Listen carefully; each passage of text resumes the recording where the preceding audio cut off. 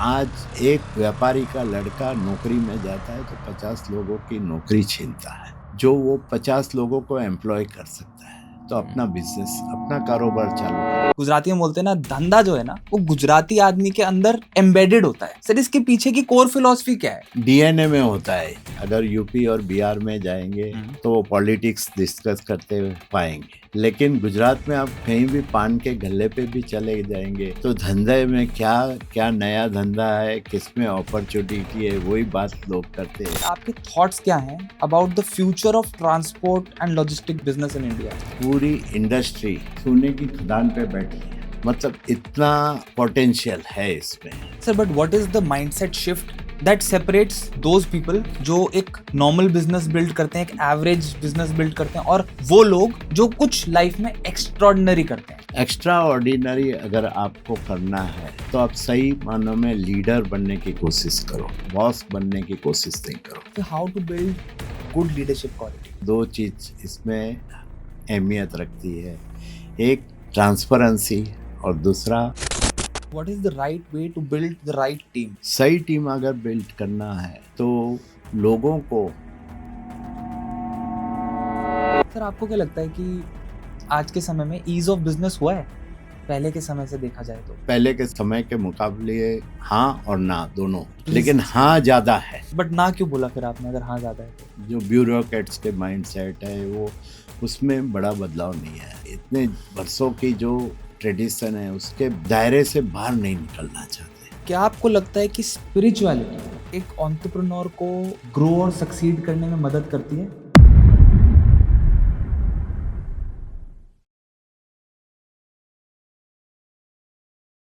नमस्कार sir, welcome to the Misfit Humans podcast. Thank you very much मुझे बुलाने के लिए। सर 50+ ईयर्स ऑफ एक्सपीरियंस, आपसे सीखने के लिए बहुत कुछ है, but what are the life lessons? Life lessons में अगर देखने जाओ तो एक चीज, कुछ पाने के लिए कुछ छोड़ना पड़ता है, और कुछ पाने के लिए, चाहे अपने लिए होए या समाज के लिए होए, तो जो छोड़ना है वो छोड़ते जाना चाहिए। तो मैं भी काफ़ी चीज़ें छोड़ते गया हूँ, और जैसे रॉकेट ऊपर जाता है तब कुछ कुछ छोड़ते जाता है। तो जैसे जैसे आप ऊपर जाएंगे वो छोड़ते जाएंगे तो आप जो ऊंचाई हासिल करना चाहते हैं वो कर सकते हैं। सर बहुत सारे लोग बहुत सारी चीज़ों को नहीं छोड़ पाते, ये देखा गया है।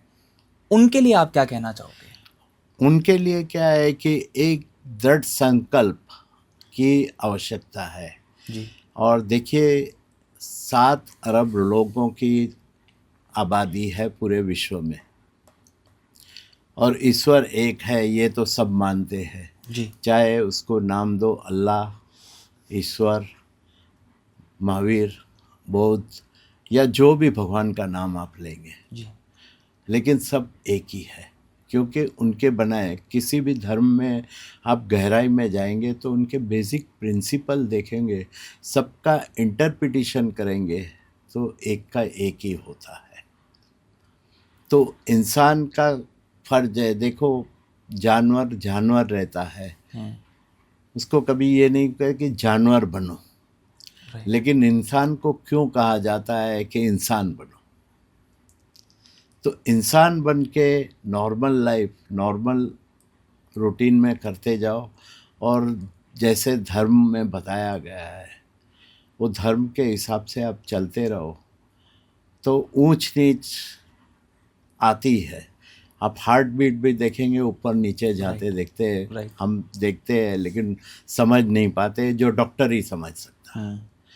तो ये उतार चढ़ाव तो आते ही रहते हैं, लेकिन अगर आप सही मार्ग चुनेंगे तो आपको मंजिल जरूर मिल जाएगी। सर आपने एक बहुत सक्सेसफुल लॉजिस्टिक बिजनेस बिल्ड किया है, और मैं जानना चाहता हूँ कि आपके थॉट्स क्या हैं about the future of transport and logistic business in India? Transport और लॉजिस्टिक बिजनेस के बारे में अगर आप पूछेंगे तो मैं एक वर्ड में एक ही कह सकता हूँ कि पूरी इंडस्ट्री सोने की खदान पे बैठी है।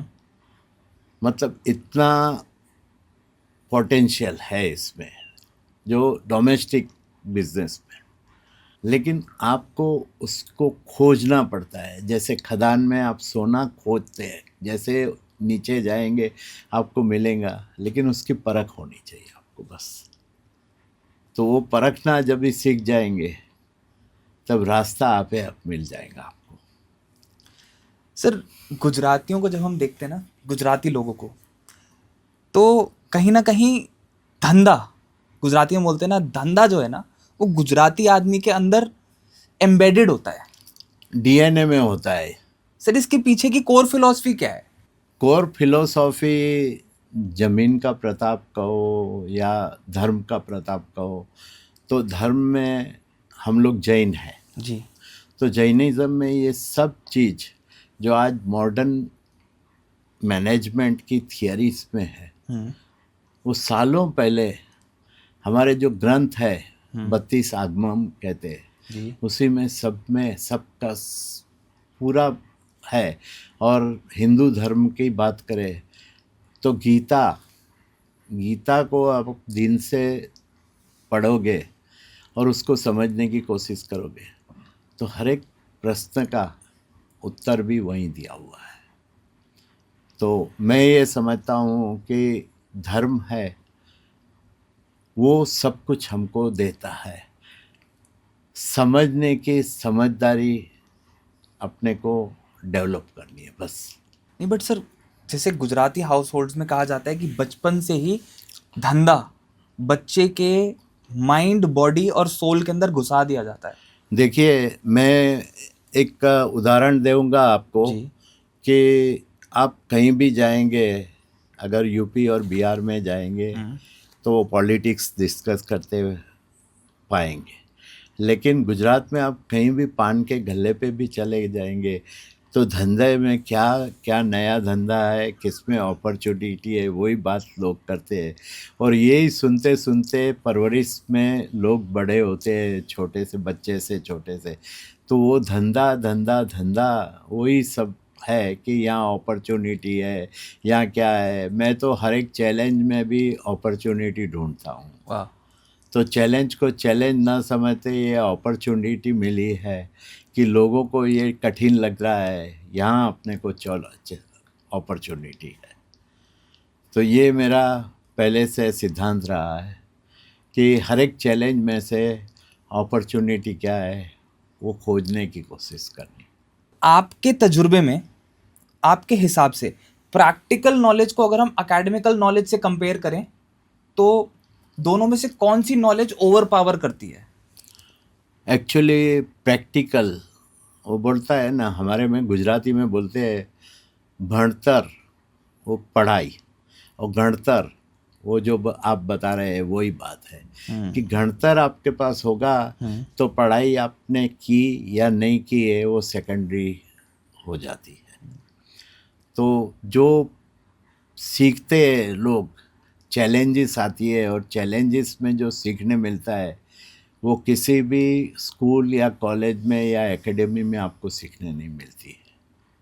उसमें से कैसे रास्ता निकालना है, उसमें से कैसे अपॉर्चुनिटी को ढूंढनी है, यही बिजनेसमैन का काम है। सर, अभी आपने अपॉर्चुनिटी की बात करी और मेरे दिमाग में ना, मतलब मैं कुछ सोच ही रहा था, उसी पॉइंट ऑफ व्यू पे सोच रहा था कि लाइफ में कभी ऐसा नहीं होता कि आपका जो ग्राफ है वो हमेशा ग्रोइंग हो। अप्स एंड डाउन्स तो हर इंसान की लाइफ में होते हैं, right? What have you learned from the downward trend of the graph? Life में ऐसा तो हुआ होगा ज़रूर कि ऐसा महसूस हुआ होगा कि बस अब सब कुछ ख़त्म होने वाला है। कभी ऐसा फील हुआ है? नहीं, मुझे नहीं हुआ है ऐसा। मेरे लाइफ में काफ़ी चढ़ाव उतार आए हैं, लेकिन एक ही है कि ये पल भी बीत जाएंगे, ये समय बीत जाएगा। समय सबका इलाज है और समय से बड़ा बलवान कोई चीज़ नहीं है। और जो लोग लाइफ में हार मान जाते हैं उन लोगों के लिए क्या कहना चाहोगे फिर? मैं तो यही कहूँगा कि कभी अपने मकसद में आगे बढ़ने के लिए अगर आपका इंटेंशन सही है तो हार मत मानो। जो हारने की बारी आई है तो यहाँ क्या गलती हुई है, इसकी रूट कॉज एनालिसिस करके उसमें से क्या सीख मिली है, उस सीख को आगे उसको सुधार करके आप आगे बढ़ सकते हो। सर कभी कभी ना लोग पर्सनल लाइफ और प्रोफेशनल लाइफ को मिक्स करते थे। जैसे आपने कहा कि धंधे में नुकसान हुआ तो इंसान उस नुकसान को अपनी पर्सनल लाइफ में ले आता है कि धंधे के नुकसान की वजह से वो अपने घर में, परिवार में, अपने अपने आप में कहीं ना कहीं टूटना शुरू कर देता है।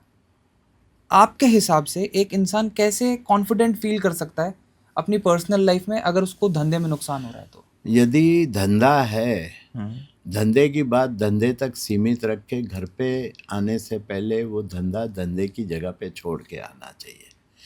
और घर पे पहुंचते हैं, क्योंकि मैंने मेरे फादर को देखा है, कड़ी मेहनत करते थे, मजदूरी करते थे, जीरो में से हीरो बने थे। तो उनकी लाइफ के लेसन्स जो थे वो हमारे साथ शेयर करते रहते थे, तो उसमें से प्रेरणा मिलती थी हमको। और एक ही चीज़ है कि कभी हार नहीं माननी चाहिए, आखिरी बूंद तक है ना लड़त जारी रखनी चाहिए।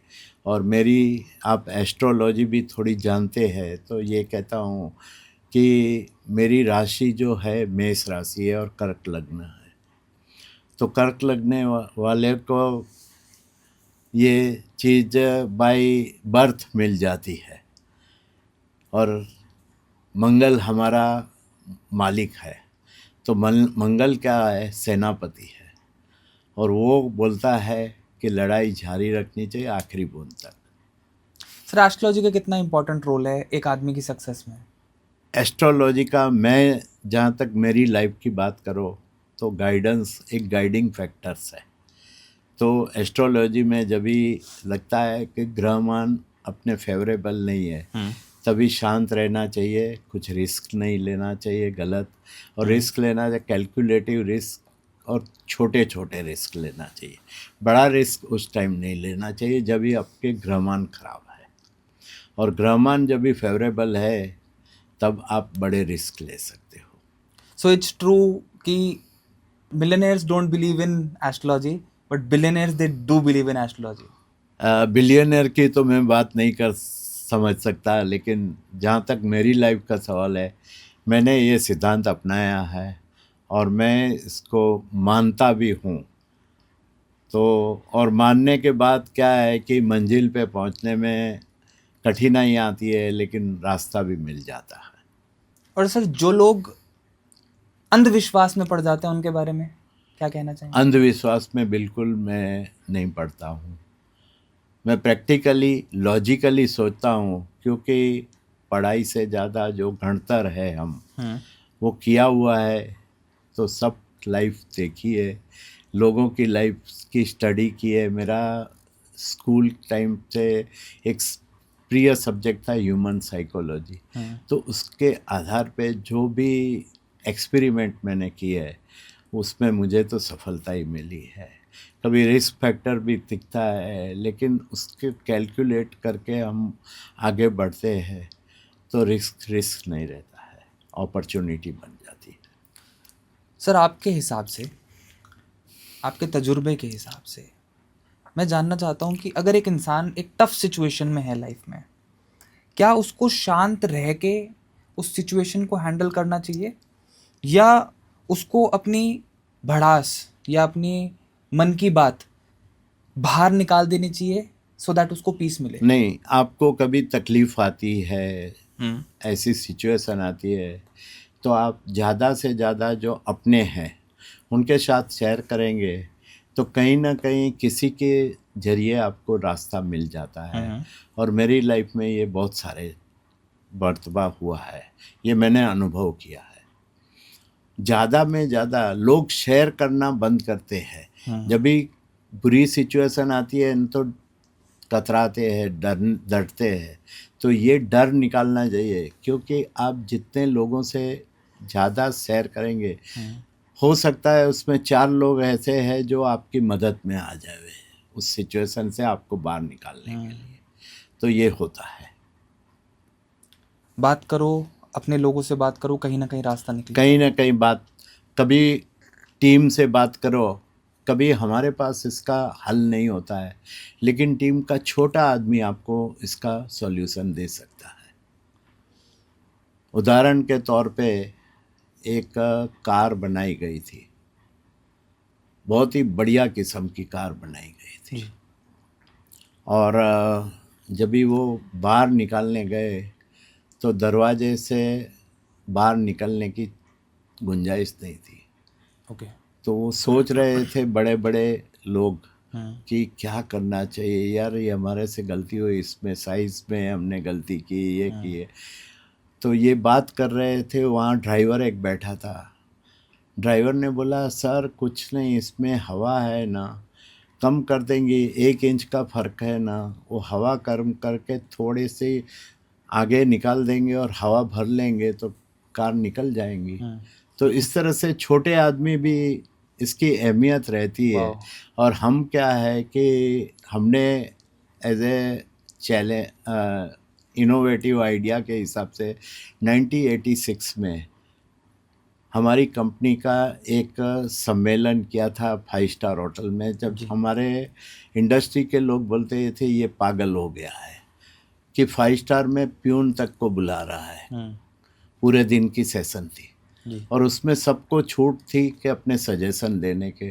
तो कई छोटे लेवल के लोगों से ऐसे अच्छे सजेशन हुआ और जिसके जरिए हम उसी साल में 1.5 गुना प्रॉफिट कर सके थे।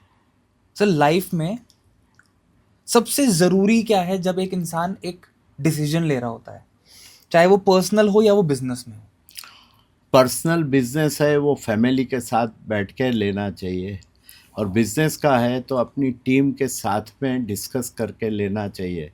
तो टीम में ओनरशिप जब भी आ जाती है ना, आपका डिसीज़न उनका डिसीज़न हो जाता है ना जब भी, तो वो होल हार्टली आपको सपोर्ट करते हैं, और वो उनका डिसीज़न है तो उसकी ओनरशिप वो ले लेते हैं, तो आपकी नैया पार उतार देते हैं। इसमें क्या है, सबसे बड़ी बाधा रूप है एक चीज़ जो मैं समझता हूँ, मैंने अनुभव किया है, वो आदमी का ईगो आ जाता है, अपनी पोजीशन का, अपनी पढ़ाई का।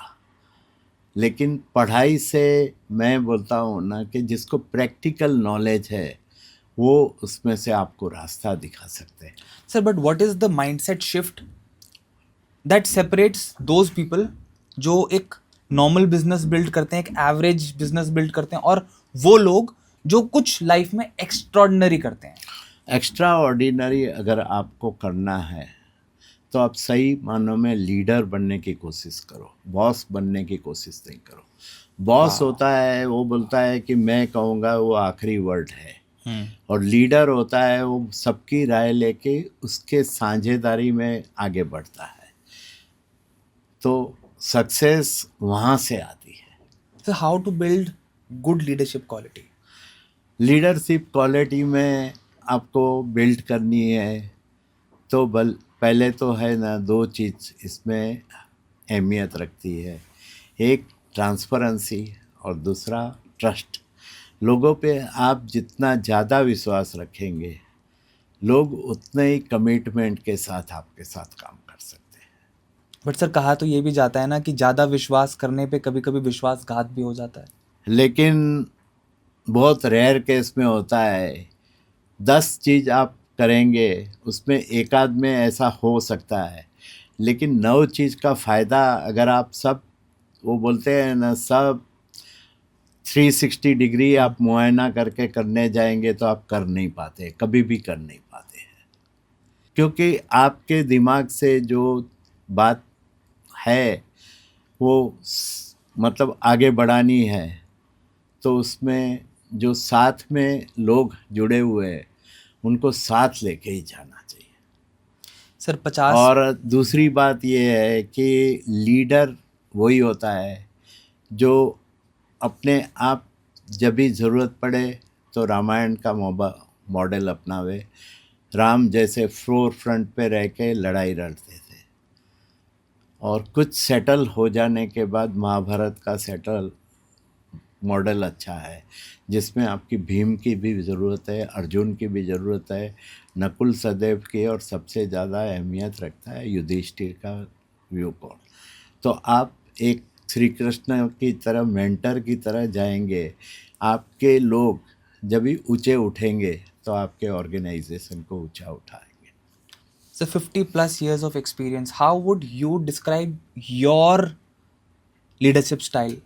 मेरी लीडरशिप स्टाइल में less bossism, more leader. How has it evolved over the years? क्या changes आए हैं समय के साथ साथ?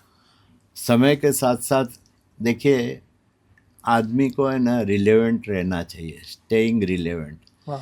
कि एक ज़माना था जो हम कहते हैं ना कि लाइसेंस राज था हमारे देश में। तो लाइसेंस राज में लाइसेंस राज के मुताबिक काम करते थे। पेजर था, कितना इम्पोर्टेंट था आपको पता है। जी। और आज स्मार्टफोन आ गए हैं, तो स्मार्टफोन को स्मार्टफोन की तरह यूज़ करो। पेजर जब था, जब भी वो नई टेक्नोलॉजी आई थी, तो उस तरह से यूज़ करते थे।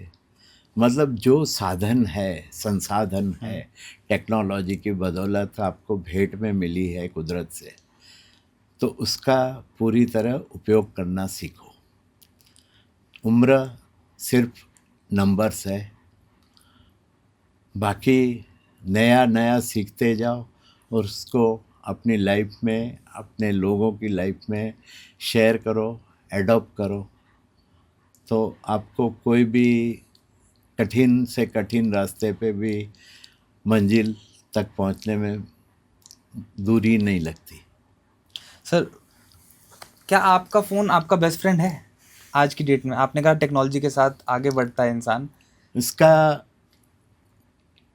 जो काम के लिए यूज़ करेंगे तो बेस्ट फ्रेंड है, लेकिन उसमें आप चक्कर में पड़ गए कि व्हाट्सएप में, रील्स में, तो उसमें से ही आप बाहर नहीं निकल सकते। एडिक्शन नहीं होना चाहिए। आप टेक्नोलॉजी के एडवांसमेंट में पूरा बिलीव करते हैं, राइट? जी बिल्कुल। चैट जीपीटी यूज़ करते हो सर आप? सब कुछ यूज़ करता हूँ, को पायलट भी यूज़ करता हूँ, नैपकिन भी यूज़ करता हूँ। वाओ। जो आज की देन है, मतलब ये 2024-25 की देन है, तो समय के साथ जो बदलाव ज़रूरी है वो करना ही पड़ता है। सर, लोगों को क्या कहना चाहोगे जो लोग टेक्नोलॉजी के साथ चलने में झिझकते हैं? Technology is the future. Wow. तो टेक्नोलॉजी के साथ रहेंगे तो आपको टेक्नोलॉजी आगे ले जाएंगी, और टेक्नोलॉजी से अगर आप दूरी करेंगे तो आप जहाँ है वहाँ से आगे बढ़ने में आपको कठिनाई, दिक्कतें आएंगी। सर, ये माइंडसेट बिल्ड कैसे होगा? क्योंकि ना कई सारे लोग ये माइंडसेट ही बिल्ड नहीं कर पाते। समय के साथ चलना चाहिए। मैं उदाहरण दूंगा अमिताभ का। अमिताभ बच्चन हीरो की तरह आ रहे थे, और इनके बैड पैच में उन्होंने एक बिजनेस किया जो उनकी कोर कॉम्पिटेंसी नहीं थी, उसमें काफ़ी घाटा हुआ और बैंकरप्ट की पोजीशन में आ गए थे। फिर किसी ने सहारा दिया कि भाई आपकी कोर कॉम्पिटेंसी क्या है? एक्टिंग है, अभिनय है, तो उस पर फोकस करो। और उन्होंने ये किया और समय के साथ अपने आप को ढाल दिया, तो आज वो भी जो 70 के दशक में थे वो 2025 में भी चल रहे हैं। और जिसने समय के साथ अपने आप को नहीं बदला, वो कहाँ चले गए किसी को पता नहीं है। समय के साथ चलना बहुत ज़रूरी है। बहुत ज़रूरी है। Sir, what are the ways to keep your employees happy? देखिए, मैं, जहाँ तक मेरा सवाल है, मैं लोगों को कहता हूँ कि एज ए ओनर गलती करने का जितना मुझे राइट है उतना ही राइट आपको है, लेकिन जो गलती होगी वो दोबारा नहीं होनी चाहिए।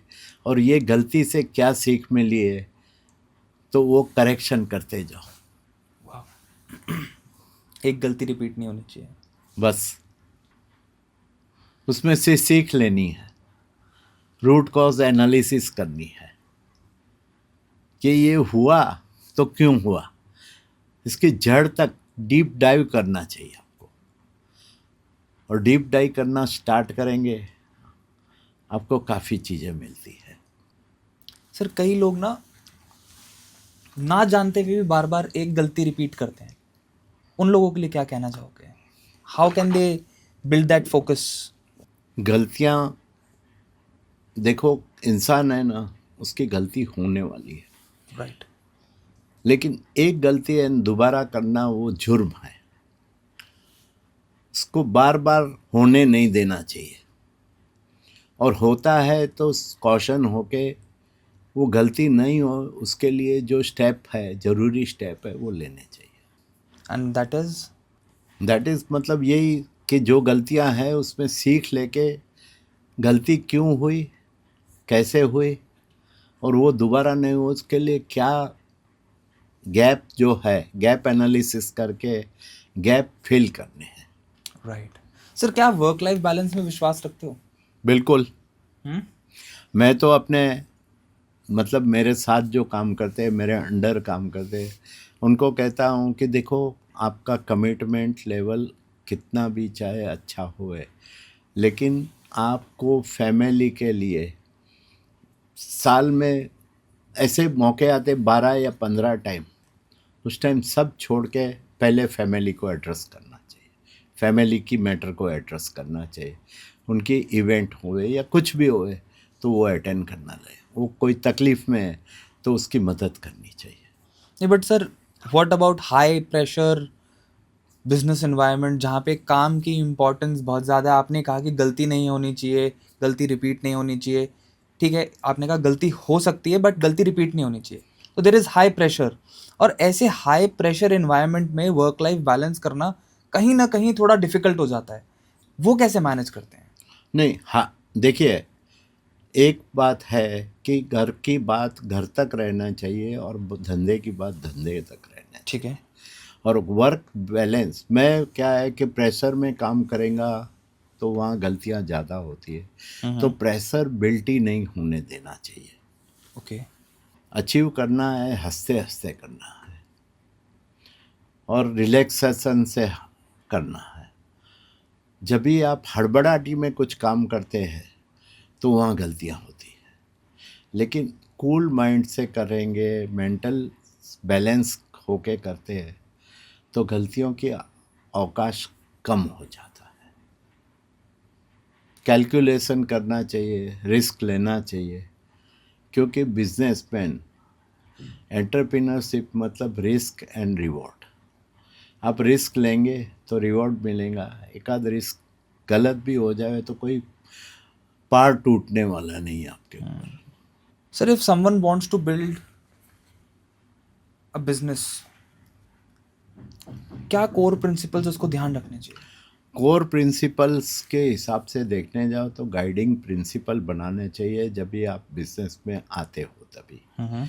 वो गाइडिंग प्रिंसिपल अगर आपके धर्म से जुड़े हुए हो, डायरेक्ट और इनडायरेक्ट, तो आपको रास्ता मिलते ही जाता है।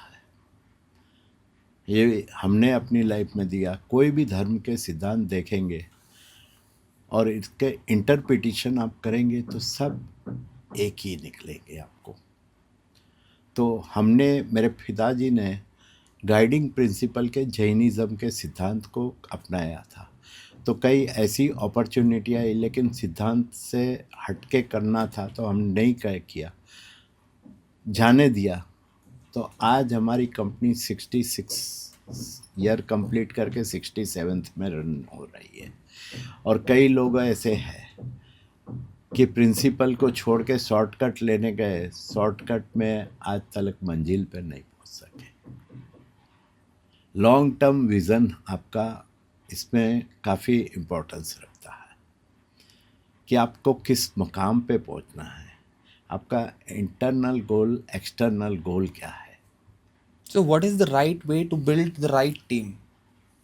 सही टीम कैसे हम लोग बिल्ड कर पाएंगे?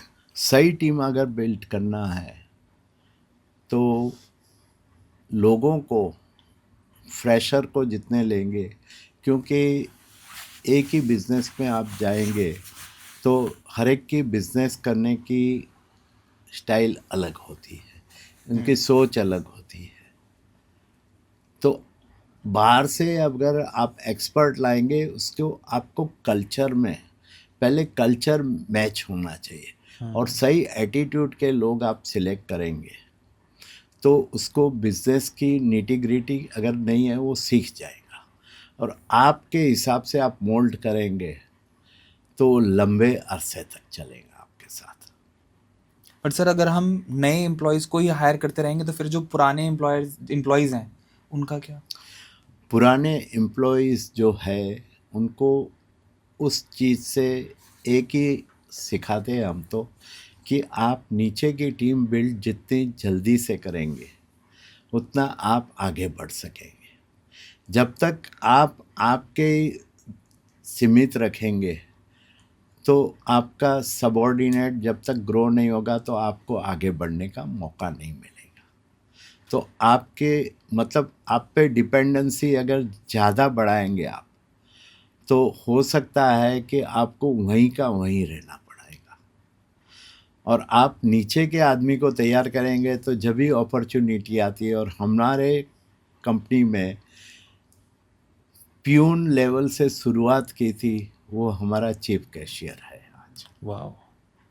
तो ये देखो लीडर का क्या काम होता है, लीडर का एक ही काम होता है कि नए नए लीडर पैदा करें और नए लीडर विद इन ऑर्गेनाइजेशन अगर आप कर सकते हैं तो आपकी ऑर्गेनाइजेशन को आँच नहीं आ सकती। सर बड़ी डीप बात बोली आपने कि नए, वाह, कि एक लीडर जब तक नए लीडर्स नहीं बनाएगा तब तक कहीं ना कहीं वो कई मर्तबा क्या है कि बैक ऑफ द माइंड लोगों को लगता है इनसिक्योरिटी कि अगर मेरा काम इसको सिखाऊंगा तो मेरी इम्पोर्टेंस नहीं रहेगी। आपकी इम्पोर्टेंस उतनी ही रहने वाली है लेकिन आपको नई जब भी अपॉर्चुनिटी आती है वो ग्रैब करने का मौका सबसे पहले मिलता है और ये चीज़ जो लीडर समझ सकता है ना वो तेज़ी से आगे बढ़ता है। हमारे कंपनी में एक बंदा था 1959 से हमारे साथ था जी। वो अपना जो काम था किसी को डाइवर्ट नहीं करता था, किसी को सिखाता नहीं था, तो वो लाइफ टाइम वही पोस्ट पे रहा और उसके नीचे के आदमी जो जीरो से स्टार्ट की थी वो जनरल मैनेजर तक की पोस्ट पे पहुंच सके, सिर्फ 7 किताब 10 किताब पढ़े हुए लोग। तो ऐसे काफ़ी उदाहरण है मेरे पास। Insecurities kill growth mindset. Yes, बिल्कुल। How to have the best growth mindset so that आप एक्सेल करते ही जाओ और कभी रुको ना। गुरु की तरह है ना, आप सबऑर्डिनेटर को सब कुछ सिखाते जाओ वाह। तो आपको ऊपर उठने का मौका मिलेगा। कुछ चीज़ छोड़नी पड़ती है, मैंने जैसे रॉकेट का उदाहरण जी। दिया, तो छोड़ते जाओ, छोड़ते जाएंगे तो आगे बढ़ेंगे, पकड़ के नहीं रखना है कोई चीज़। सर इस दौरान अगर किसी इंसान में ईगो या अहंकार आ जाए तो? अहंकार आ जाता है तो उसकी जर्नी फिर रुक जाती है, फिर आगे बढ़ना मुश्किल हो जाता है उसके लिए। सर कभी आपको अहंकार महसूस हुआ है इतने सालों में? कभी कभार हो जाता था लेकिन मैं क्या है कि थिंकर था, साइकोलॉजी जानता था, तो वो उस पर अध्ययन करता था, अपने आप से बात करता था और फिर उसको छोड़ देता था कि इसमें ईगो रखूँगा तो ये आगे नहीं बढ़ सकूँगा। और क्या थॉट प्रोसेस आते थे दिमाग में? यही खास था। और दूसरी बात ये है कि किसी भी ऑर्गेनाइजेशन को आगे बढ़ना है तो ऑर्गेनाइजेशन का जो गोल है वो अचीव करने में सबऑर्डिनेट की उतनी अहमियत रहती है। जी। तो वो जितना ग्रो मतलब कंपनी आपकी ग्रो हो रही है उसके साथ जुड़े हुए जो लंबे अरसे के साथ आपके साथ है, आपके साथी है, उनका ग्रो होना भी उतना ही ज़रूरी है जितनी आपकी ऑर्गेनाइजेशन को ग्रो करनी है।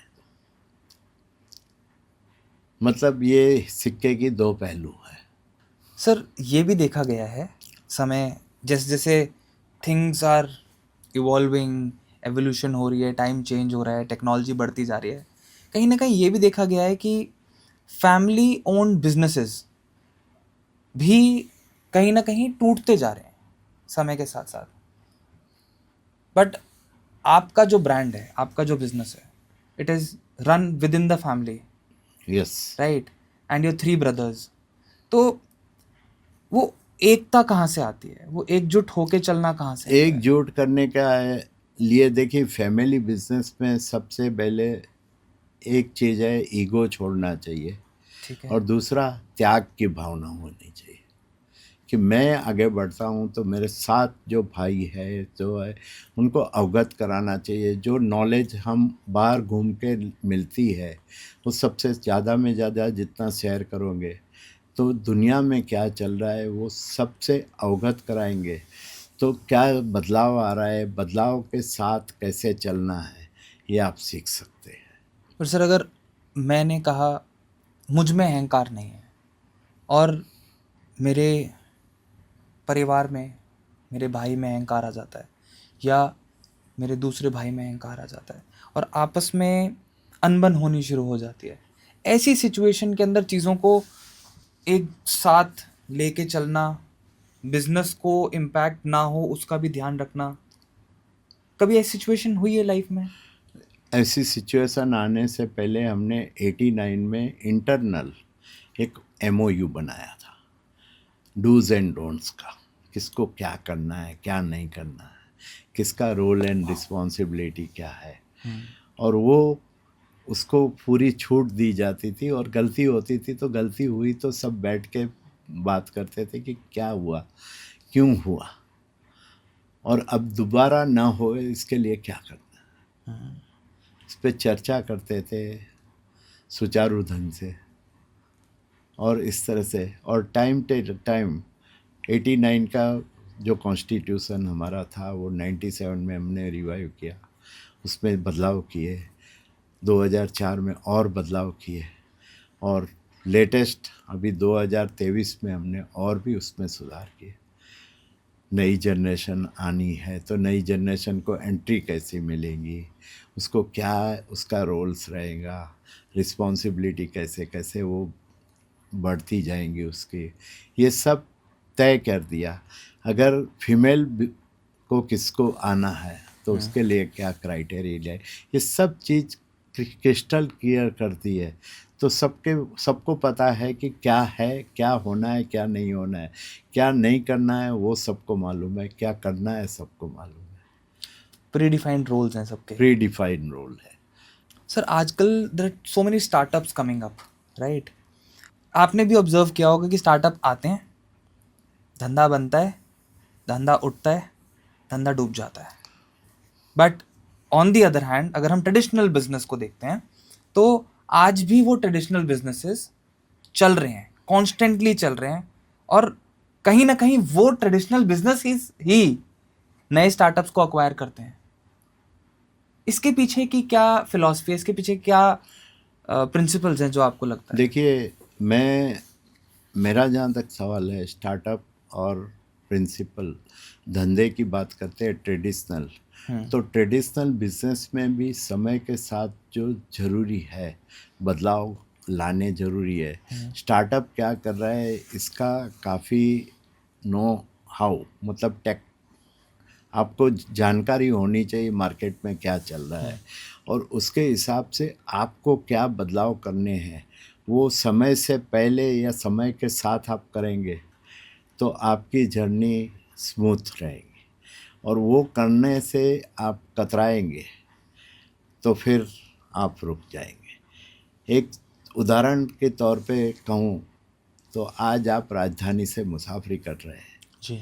आने वाले समय में आपके यहाँ बुलेट ट्रेन आने वाली है, लेकिन आप जब तक राजधानी से नीचे नहीं उतरेंगे तब तक बुलेट ट्रेन में आप सफ़र नहीं कर सकते। तो बुलेट ट्रेन का ज़माना है, तो बुलेट ट्रेन के हिसाब से आपको क्या करना है ये आपको अच्छी तरह मार्केट पल्स, आपको ग्राहक का जो माइंडसेट है उसको क्या बदलाव आए हैं उसको अभ्यास करके मतलब क्या है कि एंटरप्रेन्योर्स है ना, जब तक गल्ला नहीं छोड़ता है ना, तब तक वो आगे नहीं बढ़ सकता है। एक ज़माना था कि आप गल्ले पे बैठते थे, सब कुछ आपके हाथ में था, लेकिन आपको बढ़ना है तो गल्ला पहले छोड़ना पड़ता है। डे टू डे ऑपरेशन से आप अपने आप को बाहर करना पड़ता है, और दुनिया में क्या चल रहा है उसके साथ ताल मिलाने के लिए आपके बिजनेस में या आपके लाइफ में क्या बदलाव लाना है वो एडॉप्ट करना चाहिए। और एडॉप्ट अगर आप नहीं कर सकते समय से, तो फिर आप पीछे रह जाते हैं। सर आपका ट्रांसपोर्ट का बिजनेस है, राइट? आपने मार्केट को इवैल्यूएट करके क्या चेंजेस किए that helped your business grow multifolds? देखिए, बदलाव के तौर पे देखने जाओ तो एक ज़माना था सिर्फ हम बॉम्बे गुजरात ऑपरेट कर रहे थे, लेकिन समय का बदलाव आया, नेशनल मतलब ये मनमोहन ने जो ग्लोबलाइजेशन की पॉलिसी की, उसमें बदलाव आए, तो सिर्फ ट्रेडिशनल ट्रांसपोर्ट का भविष्य इतना उज्जवल नहीं दिखा जो बदलाव आए उसको। जी। तो हमने 3 साल की सख्त मेहनत करके हमारा जो पुराना नाम था विजय ट्रांसपोर्ट कंपनी, उसको बदलाव करके सभी को विश्वास में लिया। पहले internal stakeholder, external stakeholder, client, हमाल, स्टाफ मेंबर, उनके सबके साथ मतलब कि जो लोग थे उनके साथ उनके विचार जाने और क्यों कर रहे वो बताया गया कि फ्यूचर ये दिखता है। अभी एक्सप्रेस बिजनेस आ गया है, लॉजिस्टिक बिजनेस आ गया है, 3PL आ गया है, तो अपने को उसमें जाने के लिए अभी नाम में ये नामकरण, हमारा बहुत स्ट्रॉन्ग ब्रांड था विजय ट्रांसपोर्ट कंपनी, जिसका हमारा सिंबल था रथ, भगवान श्री कृष्ण का। तो उसको त्याग करके हम वी ट्रांस इंडिया नाम का हमारा नया अवतार आया। पहली एक्सटर्नल मीटिंग हमने मई 2001 में की। उसमें सभी स्टेक होल्डर को एक छत के नीचे बुलाया, 400 450 लोग थे, एक जगह इकट्ठा किया 2 दिन का, और बदलाव क्यों ज़रूरी है, क्या है, उनको तैयार किया मानसिक तौर पे। और वो तैयार करने की ये मीटिंग के बाद 6 महीना लेके हमने ये लॉन्च किया, जो हमको सक्सेस मिला। और वहाँ हमने वी ट्रांस का ट्रेडिशनल ट्रांसपोर्ट बिजनेस रखा, वी एक्सप्रेस जो इनकमिंग बिजनेस दिख रहा था वो किया, फिर लॉजिस्टिक डिवीज़न चालू किया जिसमें पैकिंग, रीपैकिंग, सबसे वेयरहाउसिंग की फैसिलिटी की, मतलब 3PL तरीका। और ये करके और फिर 2017 में एक और नया सेगमेंट आया ई कॉमर्स का, तो वो भी किया। और आपको बताते हुए जो खुशी होती रही है कि ई कॉमर्स डिवीज़न हमारा 1,25,000 के करीब के पार्सल डेली डिलीवरी कर रहा है। तो समय के साथ चलना, स्टेइंग रिलेवेंट, समय के साथ चलना, और बदलाव कंपल्सन हो जावे उससे पहले कदम उठाना, उसको मतलब भांक लेना और उसमें अपने आप को उसके लिए पोजीशन करना। सर आपको क्या लगता है कि आज के समय में ईज ऑफ बिजनेस हुआ है पहले के समय से देखा जाए तो? पहले के समय के मुकाबले हाँ और ना दोनों है, लेकिन हाँ ज़्यादा है। ओके, ना, बट ना क्यों बोला फिर आपने अगर हाँ ज़्यादा है तो? ना इसलिए बोला मैंने कि कुछ चीज़ें अभी भी जो ब्यूरोक्रेट्स के माइंडसेट है वो, उसमें बड़ा बदलाव नहीं आया। जब तक वो बदलाव एडॉप्ट नहीं कर सकते, वो क्या आगे से चली आती है, इतने वर्षों की जो ट्रेडिशन है उसके दायरे से बाहर नहीं निकलना चाहते, तो वो दिक्कतें आती रहती है।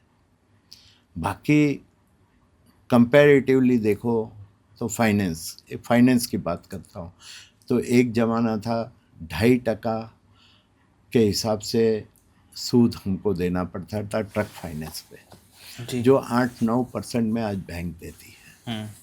तो ये बड़ा बदलाव है। वैसे छोटे छोटे बात करने जाओ ना तो मैं सुबह तक आपसे बात कर सकता हूँ।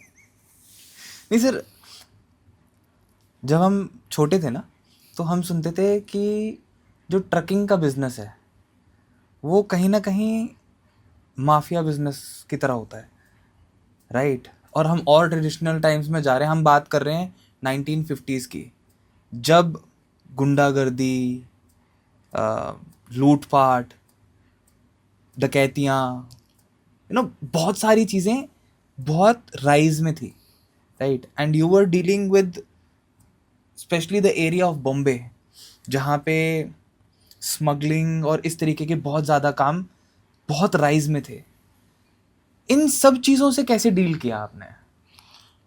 फॉर्चुनेटली हमारा जो शुरू से जो एक मार्केट में नाम था कि ये सीधे लोग हैं, सीधे तरीके से धंधे करते हैं, तो जहाँ तक देखो कोई भी आदमी होगा वो सीधे आदमी से जल्दी पंगा लेने को नहीं करता है। तो हमको ऐसी कोई दिक्कतें नहीं आई, और नोइंगली या अननोइंगली उस टाइम के एक दो माफिया थे, उनकी ट्रकें हमारे पास चलती थी।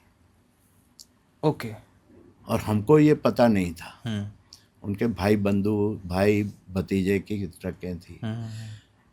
तो उसकी बदौलत क्या है कि लोगों को एक वो सेट करके हमको बुलाते थे कहीं भी जाएंगे तो बोले कि ये आदमी को सेठ बुलाते, ये बड़ा आदमी इतना, तो अपने को इससे पंगा लेना जायज़ नहीं है। तो हमारे इर्द गिर्द भी नहीं है, और कभी ऐसी कोई घटना नहीं घटी कि कहीं कोई ऐसी बाधा आई हो। और हम अपने प्रिंसिपल के साथ पढ़ते हैं। जब भी आपके प्रिंसिपल और आपके गाइडिंग फोर्स है वो अगर सही होते हैं, सही आप चुनते हैं, तो मेरे हिसाब से, और कोई भी आदमी आता था उससे इतने प्यार मोहब्बत से बात करते थे, तो वो हमारे से पंगा लेना सोचता ही नहीं था कि इनको नहीं। कहीं ना कहीं ब्लेसिंग इन डिस्गाइज हो गई कि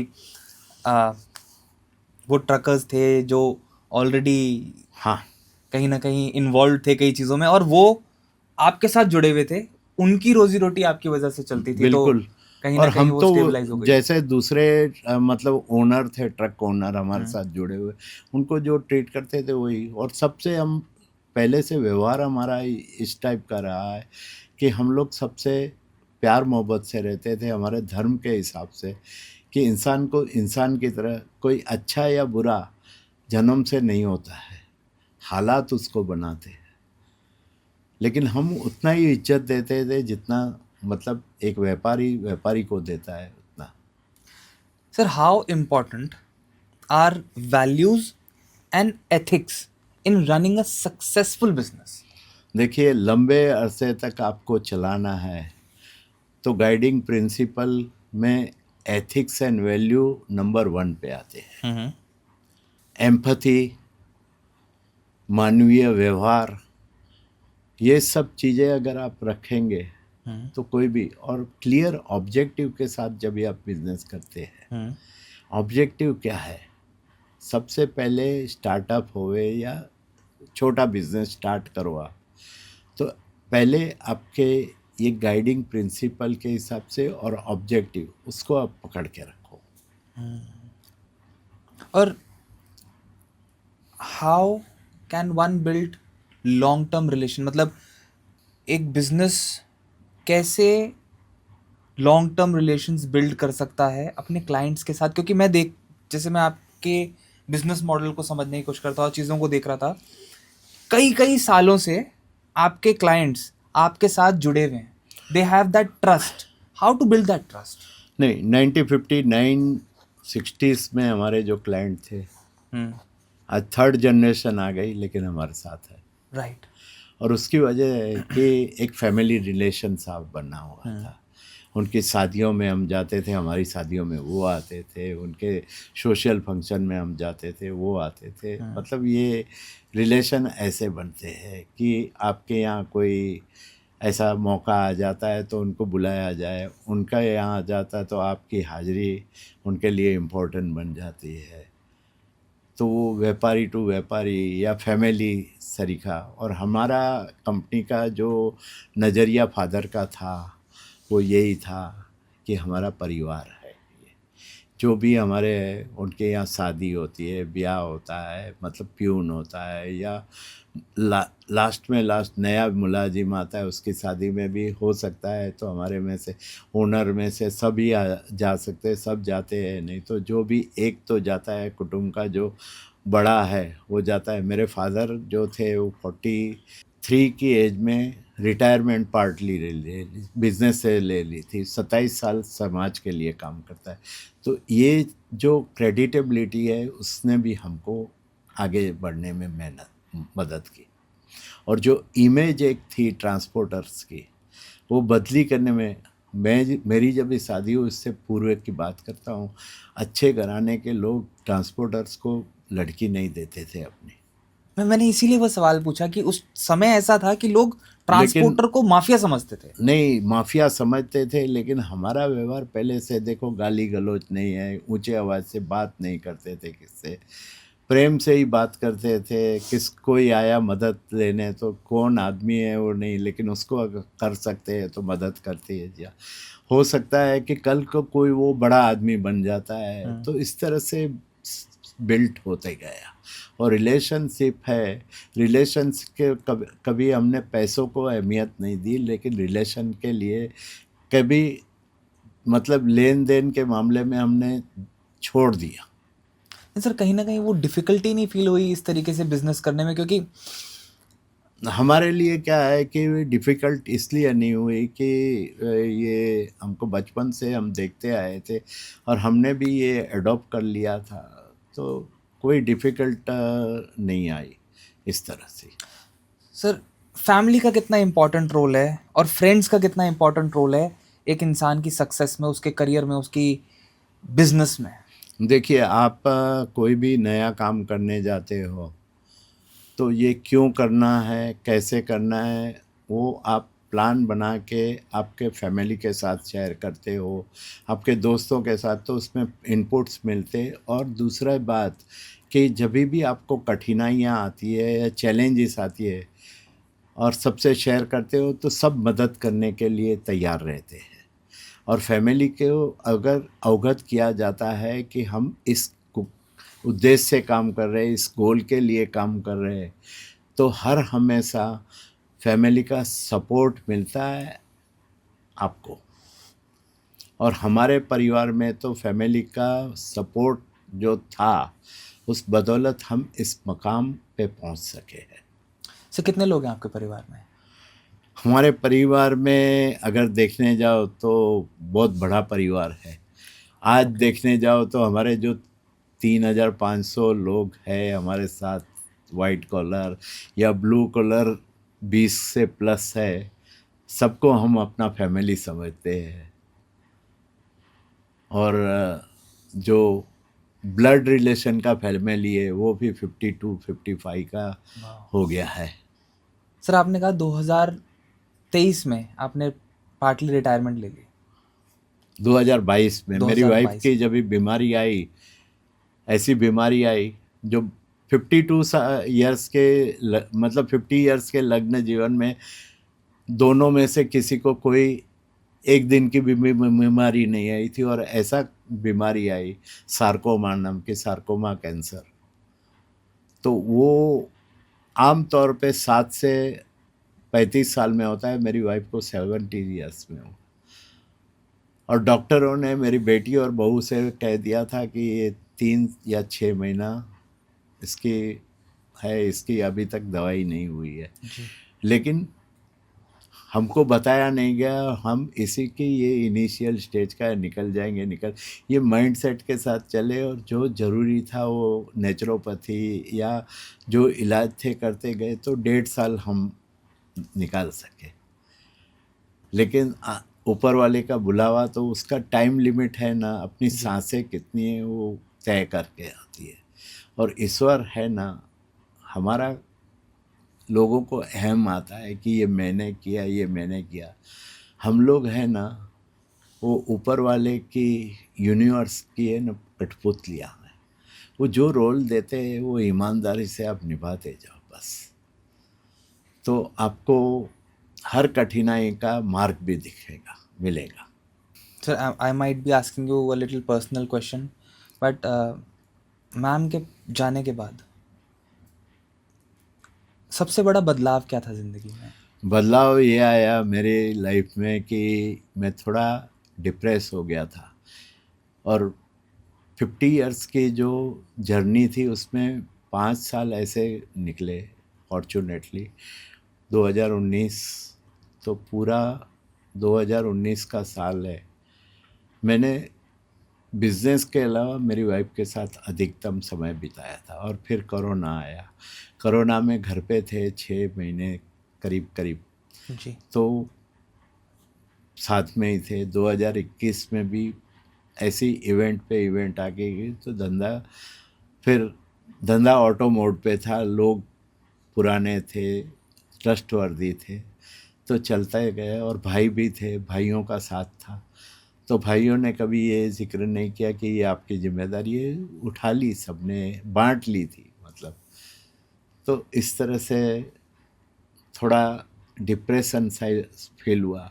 फिर हमारे गुरुजी के साथ मैं बैठा एक दिन, मैं बोला मेरे लिए अभी कुछ नहीं बचा है। नहीं, बोला बहुत कुछ है तुम्हारे लिए, जो ये मत बूझो, आपकी जिम्मेदारी क्या है।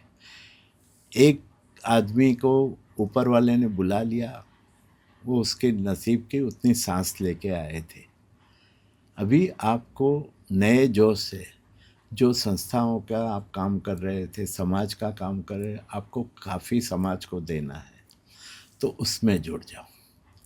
तो मैंने भाइयों से बात की, और भाइयों ने बोला, हंस के बोला कि आपने 55 साल तो दिए हैं बिजनेस में, अभी कितना है, अभी हम लोग सब संभाल लेंगे। और सब ने मतलब घर परिवार से मंजूरी मिल गई, और तब से मैं फुल टाइम जैसे ये काम करने 80% मेरा काम अभी समाज के लिए जा रहा है, और मैं उसमें एंजॉय कर रहा हूँ। जो जो पोस्ट पे मैं था, जो संस्थाओं में, वाइफ की बीमारी के लिए मैंने वहाँ से रिटायरमेंट ले ली थी, मतलब रिज़ाइन कर दिया था, तो उन्होंने भी वापस जिसने जिसने बुलाया उसके साथ जुड़ गया, और फिर जोर से काम करने लगा। वही तो डाइवर्ट हो गया मेरा माइंड, और डाइवर्ट हो गया और ऑक्यूपाइड रहने लगा। तो अभी पहले के मुकाबले ज़्यादा ऑक्यूपाइड हो गया हूँ, कि सुबह 5 बजे से मेरी जर्नी स्टार्ट होती है, रात को 9 बजे तक थका आता हूँ, और जैसे बिस्तर पे पहुँचता हूँ 9:30-10 बजे, जब भी मतलब ख़त्म होता है, 1 मिनट में नींद आ जाती है। सर आपके हिसाब से, आपके तजुर्बे से, एक व्यापारी के जीवन में उसके पार्टनर का कितना इम्पोर्टेंट रोल होता है? सबसे ज़्यादा रोल रहता है। आज मैं कहूँ ना तो कि मेरे स्वास्थ्य की रीज़न आप बताओ, तो उसका श्रेय माता पिता का डीएनए और मेरी वाइफ का योगदान सबसे बड़ा है। ये डूज एंड डोंट्स जो मैंने बोला ना बिजनेस में होना चाहिए, तो वो समय समय पे मुझे चौकन्ना करती गई कि ये अभी आपको ये उम्र हो गई, आपको नहीं करना चाहिए, नहीं करना। तो मैं छोड़ते गया, और छोड़ते गया तो उतना हल्का होते गया। Sir how important is money? पैसा कितना इम्पोर्टेंट है? पैसा सेकेंडरी है। एक एक लेवल होता है, आपकी रिक्वायरमेंट क्या है ये आप समझ लेते हैं, और कुदरत आपको क्या दे रही है, ये दोनों को आप दिमाग में रख के कैलकुलेट करेंगे तो जो आपकी रिक्वायरमेंट है इससे कई गुना ज़्यादा, और कोई कुछ चीज़ ऊपर ले जाने वाला नहीं है। तो पैसे की अहमियत अभी रही नहीं है। पैसा जितना ज़रूरी है उतना इम्पोर्टेंस नहीं है। अपने गुजारे के लिए क्या चाहिए, ये सोच अगर करेंगे तो आप कभी रास्ता भटकेंगे नहीं। आपकी रिक्वायरमेंट क्या है, आपकी लायकात क्या है, और उस आपको क्या मिल रहा है, बस ये 3 चीज़ ध्यान में रखनी चाहिए। आपने कहीं ना कहीं बहुत ही हम्बल बैकग्राउंड से चीज़ें शुरू करी।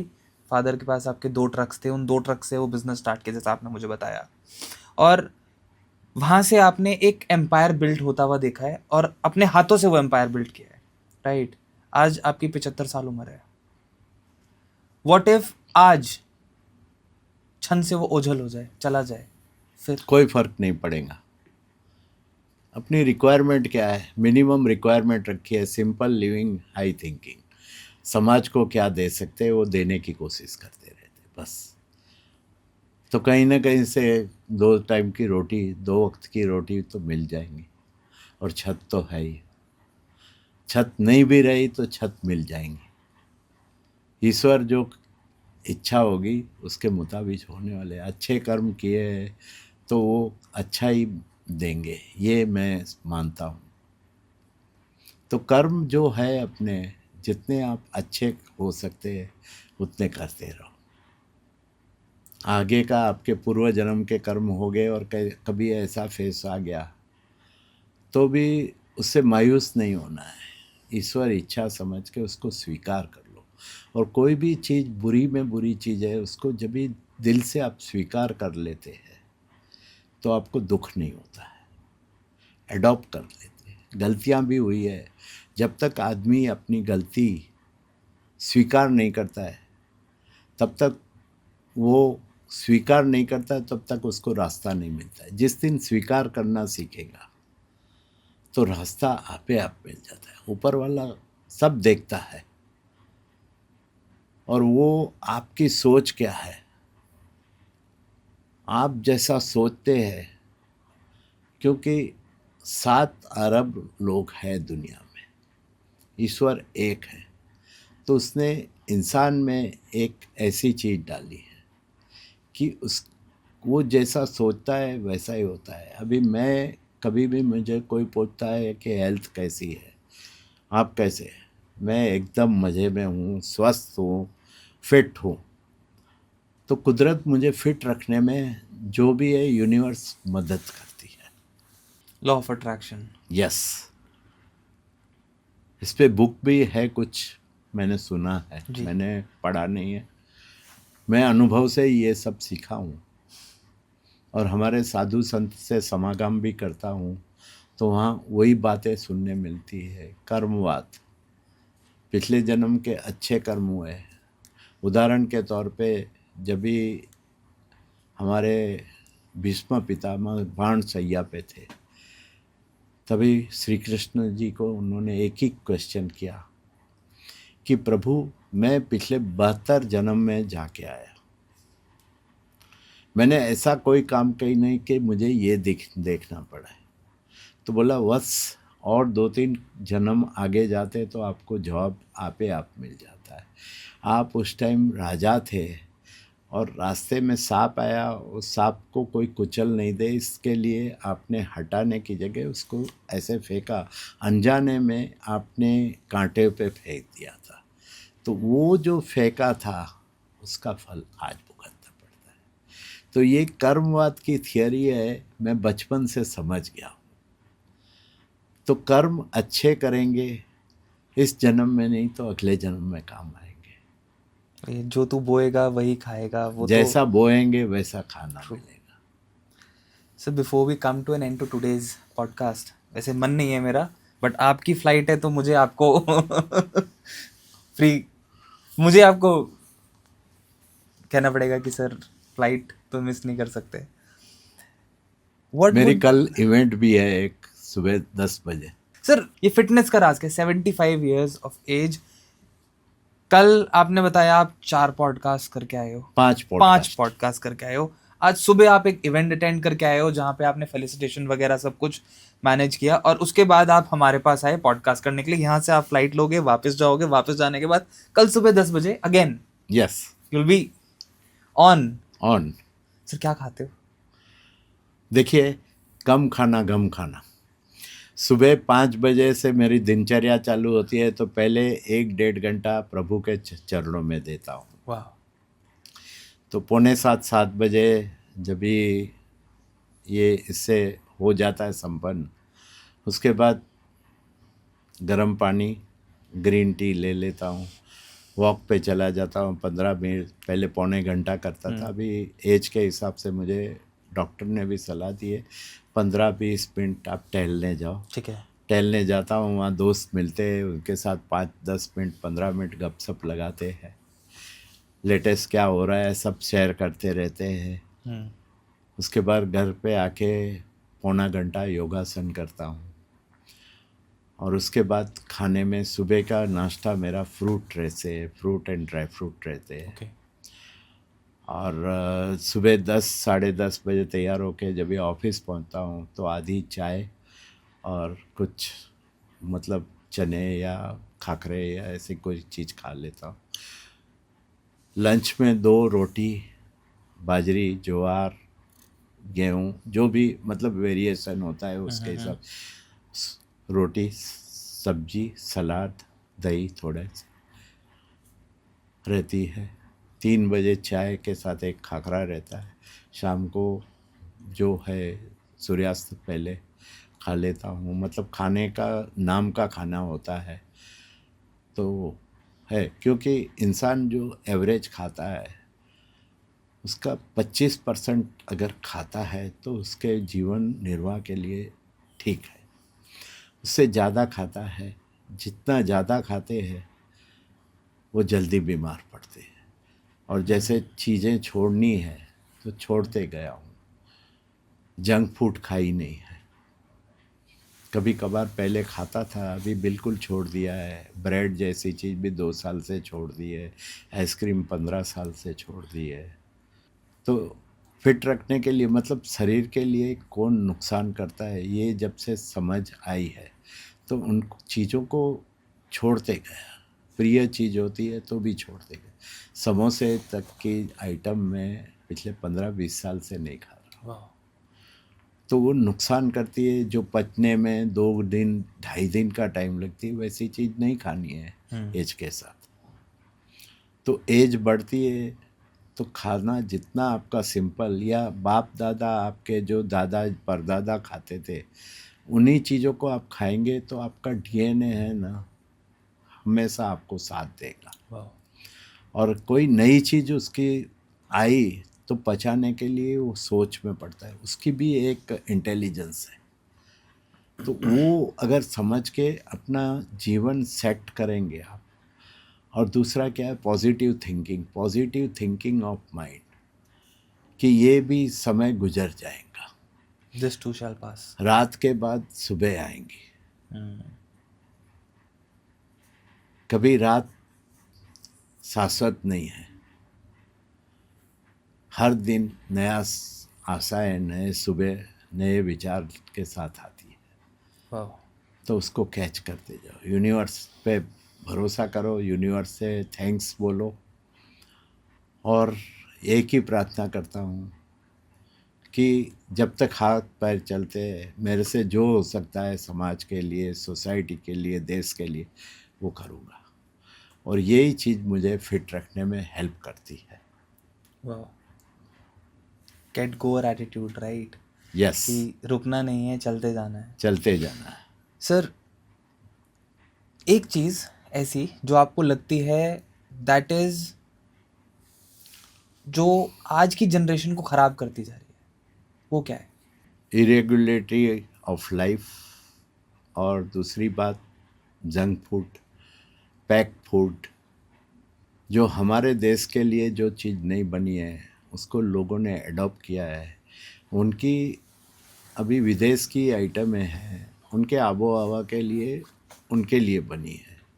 हमारे देश की आबो हवा है, उसमें जो हमारे दादा परदादा जो 90 साल 100 साल जीते थे वो क्या कर रहे हैं, बस ये सोच में लाएंगे और जो करना है वो करेंगे। नहीं करने की डूज एंड डोंट्स अपनी लाइफ में हर एक पहलू में अपनाएंगे, खान पीन में, घर में, हर व्यवस्था में आपकी।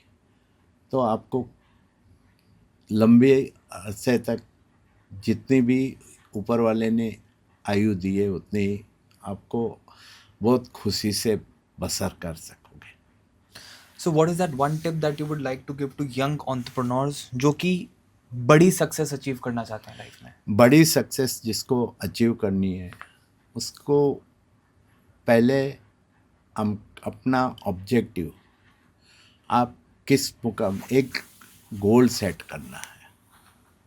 पहले ऑब्जेक्टिव, आपका ऑब्जेक्टिव क्या है, आप समाज के क्या पेन पॉइंट को एड्रेस करना चाहते हो, लोगों की जो दुविधाएं हैं या तकलीफ़ें हैं उसमें क्या आप कर सकते हो, वो करके आपका ऑब्जेक्टिव होगा कोई भी बिजनेस में।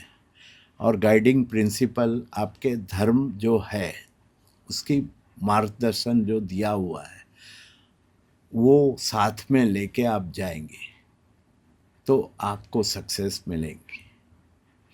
और जो चैलेंजेस आए उसमें मायूस न होते हुए अपॉर्चुनिटी ढूंढने की कोशिश करो, तो नया मुकाम आपकी सफलता है। सर, क्या आपको लगता है कि स्पिरिचुअलिटी एक एंटरप्रेन्योर को ग्रो और सक्सीड करने में मदद करती है? स्पिरिचुअलिटी हर एक पहलू में आपको सफल बनाने में हेल्प करती है। आप पुराने ज़माने में देखेंगे तो हमारा जीडीपी क्या था, हम पूरे देश को सब कुछ, पूरे वर्ल्ड को हम सप्लाई करते थे। फिर अंग्रेज़ों का शासन आया, उन्होंने जो न्याय प्रणाली का, ब्यूरोक्रेसी या एजुकेशन में बदलाव किए जो उनके हिसाब से ठीक थे, लेकिन हमारे देश की संस्कृति से वो मैच नहीं कर रहे थे, वो एडॉप्ट किए। उसकी बदौलत हम चाइना और भारत 47 में हम आज़ाद हुए, चाइना 48 में। उस टाइम चाइना हमारे से 20 साल पीछे था, बरोबर। और आज कुछ दौर पहले तो 20 साल आगे था हमारे साथ, आज 15 साल आगे है। तो वो उन्होंने क्या किया, उन्होंने ये अंग्रेज़ों की देन जो थी उसको छोड़ के अपनी पुरानी संस्कृति के हिसाब से चलते। हमारे यहाँ लोकशाही आई, वहाँ सरमुखत्यारशाही है, उनके हिसाब से उन्होंने किया। लेकिन उन्होंने जो किया, हमारे यहाँ बाधाएं बहुत आती है, चैलेंजेस, कोर्ट्स में कितने केस है जो पुराने ज़माने में नहीं होता है, हुआ करते थे, जो ओरिजिनल राजाशाही थी हमारे में, वो तुरंत फैसला हो जाता था। तो ये प्रणाली का अगर पुरानी जो है एडॉप्ट करेंगे, सैटरडे संडे की छुट्टी ही नहीं थी उस टाइम, वर्किंग आवर्स अनलिमिटेड थे, तो वो जब ही लाएंगे हम तो ज़रूर बदलाव आएगा। सर, एक चीज़ और बताना, जैसे हम आजकल तो चीज़ें काफ़ी बदल गई हैं, शुरुआती टाइम में 50s, लेट 60s, 70s, आपने कहा टाइम बहुत बदल गया है, चीज़ें बहुत इजी हो गई हैं। क्या रेड टेपिज्म, जिसे हम रिश्वतखोरी बोलते हैं, ठीक है, क्योंकि ट्रकिंग का बिजनेस ना थोड़ा सा है, राइट, तो उस टाइम पे इस तरीके की प्रॉब्लम्स भी होती थी?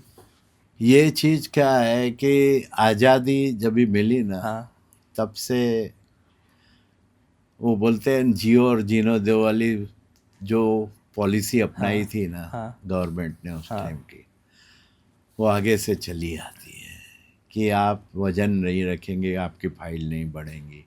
लेकिन धीरे धीरे जो कंप्यूटराइजेशन होता है, धीरे धीरे ईज होता जा रहा है और काफ़ी हद तक हो गया है, सब ट्रांसपेरेंसी आ गई। और जहाँ ट्रांसपेरेंसी होगी ना, वहाँ इस चीज़ को अवकाश, बहुत लिमिटेशन हो जाता है। सर, वन लास्ट क्वेश्चन, मुझे बहुत सारी चीज़ें सोचते सोचते ना ये बहुत इम्पोर्टेंट था जो मैं आपसे पूछना चाहता था। आपने 52 कॉन्सेक्यूटिव अठाइयाँ करी हैं जैनिज्म के अंदर, अठाइयों का अभी बहुत 56 हो गई है। वाओ, अठाइयों का जैनिज्म के अंदर एक बहुत ही अलग महत्व होता है। और मैंने देखा है, मेरे कई फ्रेंड्स हैं, कई जान पहचान वाले जिन्होंने अठाइयाँ करी हैं, और बहुत कठिन होती है, इजी नहीं होती, राइट। 56 अठाइयाँ करने के बाद माइंडसेट जो है वो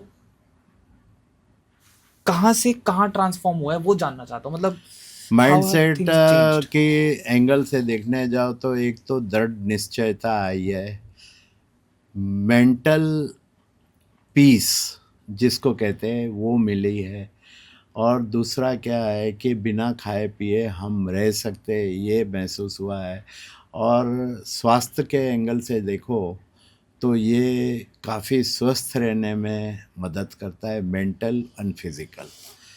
और उसके अलावा जो बदलाव देखे कि धर्म है, तो धर्म के हिसाब से अठाइयों के जो हमारा सत्संग होता है या व्याख्यान वाणी सुनते हैं, तो उसमें से अच्छी चीज़ें मैं हमेशा नोट लेके बैठता हूँ। तो नोट्स में से जो पॉइंट्स मुझे लगते हैं कि इसको एडॉप्ट करने हैं, मैं एडॉप्ट करते गया, और एडॉप्ट करते गया, वो जाने अनजाने में मेरी लाइफ में आगे बढ़ने में मुझे हेल्पफुल रहे हैं। और दूसरी बात ये है कि स्वस्थता दिन पर दिन ज़्यादा होती जा रही है। कभी भी कोई चीज़ छोड़नी है तो मैं आसानी से छोड़ सकता हूँ। कि कल को कोई मुझे कहे कि भाई सिर्फ पानी पे आपको 4 दिन गुजारने, अभी भी हफ्ते में एक दिन जो हमारी अष्टमी होती है या पूनम होती है या अमावस होती है, उस दिन उपवास रख लेता हूँ। तो ये प्रैक्टिस चालू है। और अभी पिछले महीने हमने की थी 28। पहले क्या था कि साल में एक पर्यूषण में करता था, अभी पिछले 10 साल से कोशिश करता हूँ 2 हो जावे, कभी 3 भी हो जाती है। तो ये बहुत आसानी से हो जाती है, और सिंपल फूडिंग है जो, वो उसकी बदौलत अभी कठिनाइयाँ भी नहीं आती है। पहले शुरू में जब भी करता था तभी पित्त का होता था, दूसरे दिन तीसरे दिन से सर पकड़ लेता था, ये होता था, कॉन्स्टिपेशन हो जाता था, ये सब चीज़ से अभी बाहर निकल गया। अभी बॉडी ने एक्सेप्ट कर लिया है कि ये करना ही है, मतलब ये होना ही है हमारे साथ। तो कहीं ना कहीं त्याग सीख जाता है आदमी। त्याग सीख जाता है, और त्याग जब भी आपके जीवन में आ जाते हैं ना, तो फिर कोई चीज़ की आपको लालसा नहीं रहती है। बाय डिफ़ॉल्ट वो stay on the wicket runs का ऑटोमेटिक ये होते रहता है। Sir, one life lesson from your book the winner win your dreams, वो क्या है? वो बुक का हमने जो लिखने का मकसद था, वो मैंने एक मास खमन किया था 2015 में। तो 3-4 दिन गए तो मेरी वाइफ बोलती, आप बोलते थे लिखना है, आप लिखना स्टार्ट करो ना, नहीं तो ये महीना कैसे दिखाएगा, आपको महीना का करना है। मैं बोला मैंने तो 2012 में आपको बताया था कि ये चातुर्मास मिलेगा मुझे इस गुरु का, तो मैं करूँगा, तो मैंने मिला है तो मुझे करना ही है। तो बोला लिखना स्टार्ट करो, और 1-2 दिन हमारी बात हुई, और फिर मुझे भी लगा कि नहीं, ये जो फ्री टाइम है इसका सदुपयोग करना चाहिए, और करने के लिए मैंने लिखा, और यूनिवर्स की इसमें मदद मिली है मुझे अच्छी तरह, और अच्छे विचार उस टाइम आए, और मैं कलम चलती गई और मैं लिखते गया।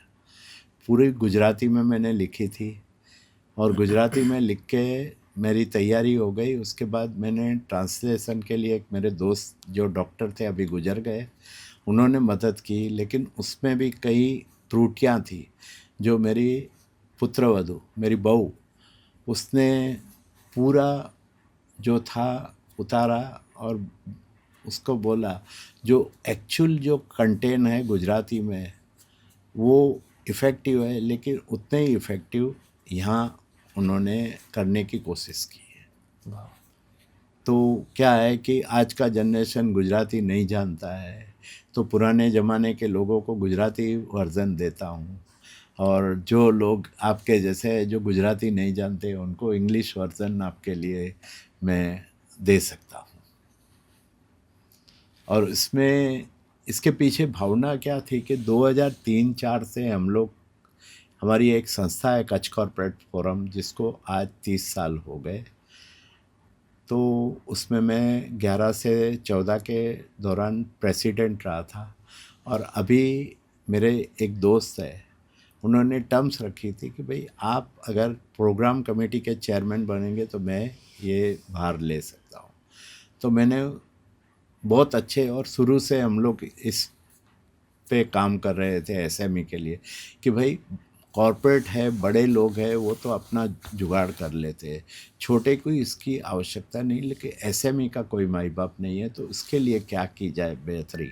और तब से ये एसएमई के लिए हम बेहतरीन के लिए काम कर रहे हैं। काफ़ी ऐसे प्रोग्राम उनके लिए कर रहे थे, फाइनेंस कैसे अरेंज हो सकता है, क्या करना चाहिए, डूज एंड डोंट्स, ये जो जो मतलब है, उसमें जो स्पीकर आते थे उनके जो नोट्स थे वो ही मैंने मेरी बुक में फिर उसमें से कुछ अंश जो मुझे अच्छे लगे वो मैंने बुक में डाले हैं।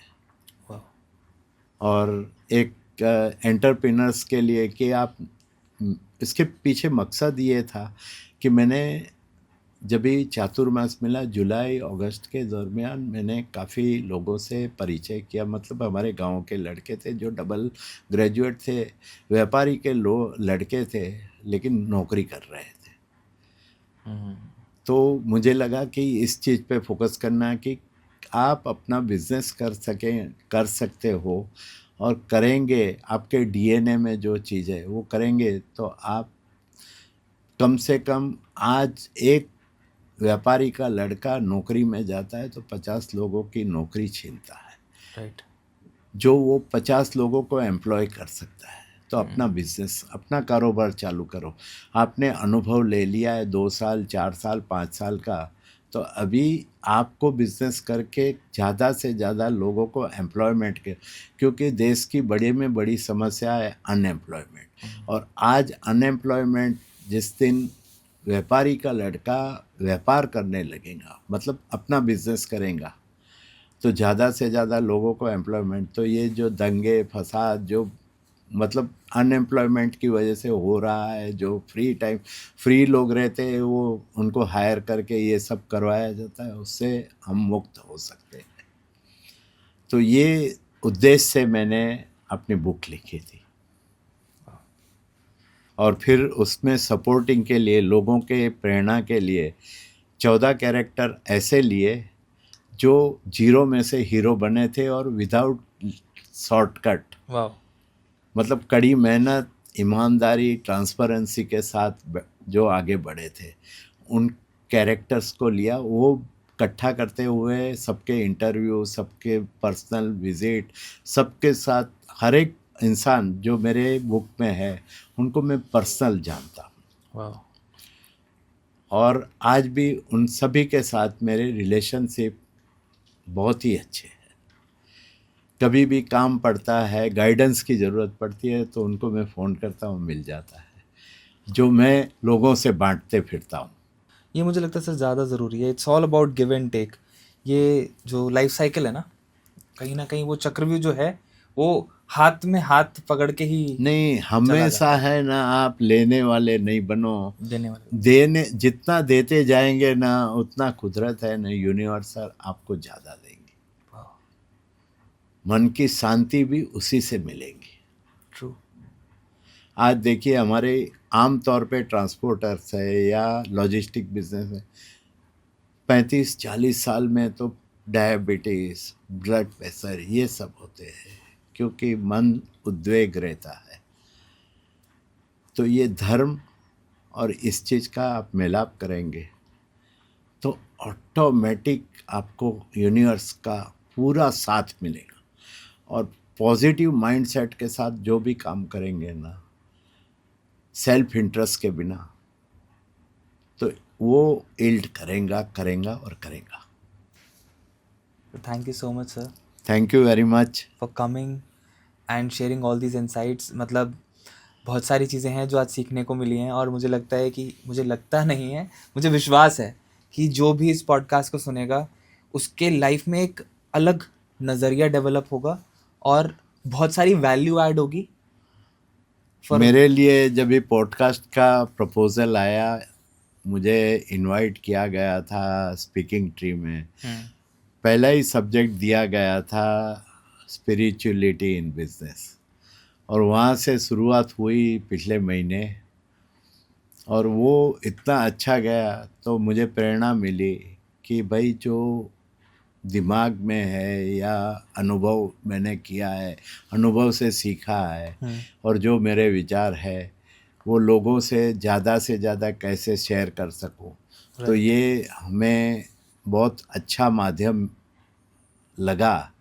और इसके लिए मैं आउट ऑफ वे जाके भी अभी पॉडकास्ट कर रहा हूँ, और अब तक 1-1.5 महीने की अवधि में मेरा 11-12 पॉडकास्ट हो गए अलग अलग विषय पे, और मेरा जो अनुभव है वो ज़्यादा से ज़्यादा लोगों के साथ पहुँचे, और लोग उसमें से प्रेरणा लेके अगर 2% या 5% में भी बदलाव आ गया ना, तो मैं समझूंगा कि मैं जो कर रहा हूँ वो सफल हुआ। Thank you so much sir. Thank you.